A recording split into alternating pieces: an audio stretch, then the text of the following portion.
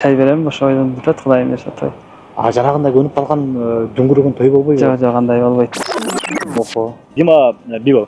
Бибол боюнча сен мамилеңерди айтып берсеңиз да. Дүйнөнүн мыктысы, мыкты боксчусу. Мыкты мамилеңер бар экен деп уктум. Качандан бери?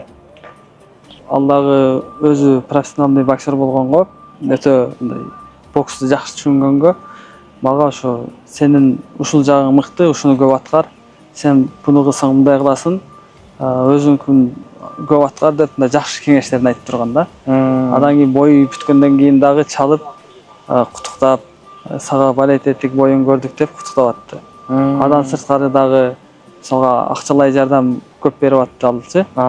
Сборный командаларга сбор өткөрө деп дагы тыйын акчалай жардам. Ошондой. Андан кийин деле ошо мирден келгенде дагы мага кичине өзүнүн жанынан мисалга эме берди да. Стипендия катары? Жок, жөн эле белек катары өзүнүн жанынан кичине ошо белегин берген да. Сонунду.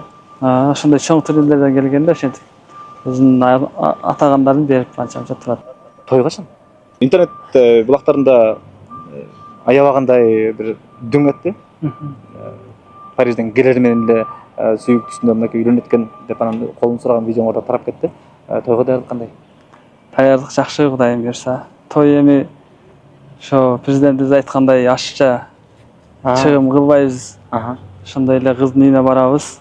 Ошо кыздын үйүнөн менин үйүмө алып келебиз. Ошо досторума кичине чай берем, ошо ойдон бүтөт, Кудайым буйрса той. Жанагындай көнүп калган дүңгүрөгөн той болбойбу? Жок, андай болбойт.